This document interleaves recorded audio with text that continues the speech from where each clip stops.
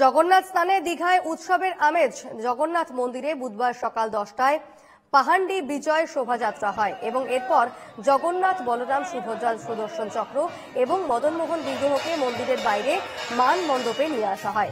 ভক্তদের সুবিধার জন্য মন্দিরের সামনে উঁচু মণ্ডপ তৈরি করা হয়েছে, যাতে দূর থেকেও বিগ্রহ দর্শন সম্ভব হয়। বেলা 11:30 থেকে 108 কলসি পবিত্র জল দিয়ে দেবতাদের স্নান করানো হয়। 108টি তীর্থক্ষেত্র থেকে আনা বিশেষ গঙ্গা জল, তুলসী পাতা, কাঁচা দুধ, আতর, চন্দন ও কর্পূর দিয়ে স্নান করানো হয়।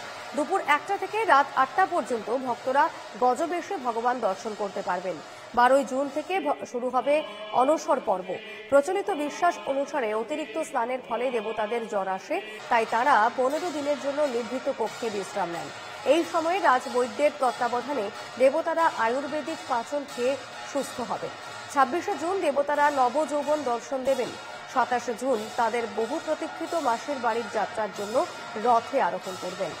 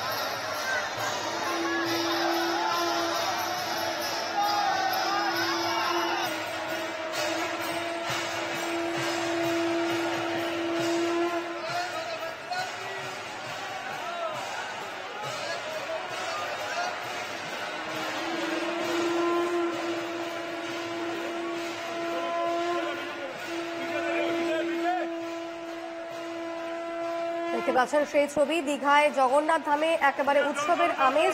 নবনির্মিত দীঘার আজ সেখানে প্রচুর ভক্তরা চলে এসেছেন জগন্নাথ দেবের স্নানযাত্রার উপলক্ষে এবং সেক্ষেত্রে এই মুহূর্তে সেই স্নানযাত্রা শুরু হয়ে গিয়েছে। 108 ঘোড়ায় 108 তীর্থক্ষেত্র থেকে আনা জল দিয়ে আজ জগন্নাথ দেবকে স্নান করানো হবে। 108 কলসিতে স্নান করানো হবে জগন্নাথকে। 27শে জুন রয়েছে তাদের বহু প্রতীক্ষিত মাসির বাড়ি যাত্রার জন্য রথে আরোহণ।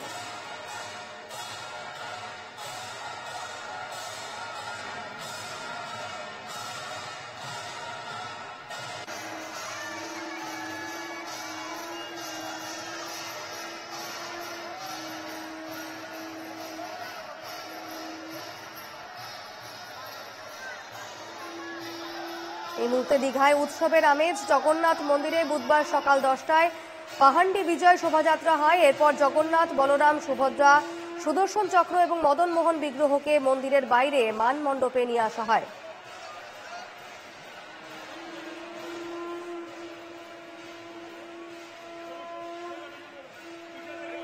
ভক্তদের সুবিধার জন্য মন্দিরের সামনে উঁচু মণ্ডপ তৈরি করা হয়েছে, যাতে দূর থেকেও বিগ্রহ দর্শন সম্ভব হয়।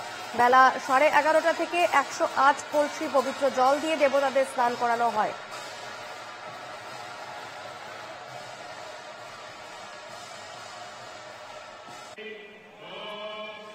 আমাদের সঙ্গে এই মুহূর্তে রয়েছেন প্রতিনিধি শান্তনু বেরা। শান্তনু, ঠিক কি ছবি এই মুহূর্তে? না বলা যেতে পারে জগন্নাথ দেবের স্নান যাত্রাকে কেন্দ্র করে রীতিমতো ভক্তদের ঢল নেমেছে আজকে জগন্নাথ মন্দিরে এবং উন্মাদনা রীতিমতো চোখে পড়ার মতো। আমি দেখাতে বলবো এই যে জগন্নাথ দেব দেখাই যাচ্ছে যে মন্দিরের পাশেই একটা মঞ্চ আলাদা করে করা হয়েছে এবং সেই মঞ্চতে বলভদ্র এবং সুভদ্রা দেবীকে নিয়ে যাওয়া হচ্ছে এবং ওখানেই বিভিন্ন তীর্থক্ষেত্র থেকে এমনটা দেখাতে চাইবো আমি দর্শকদের যে জগন্নাথ দেবকে এই মুহূর্তে ওই মঞ্চে প্রবেশ করানো হচ্ছে, মন্দির থেকে একে একে নিয়ে যাওয়া হচ্ছে ঢোল বাজিয়ে এবং দর্শনার্থীরা।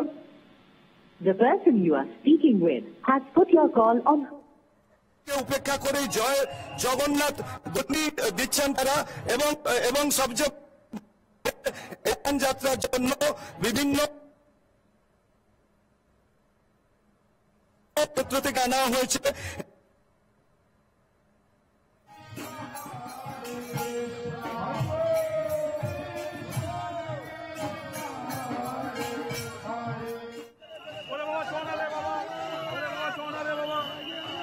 বাবা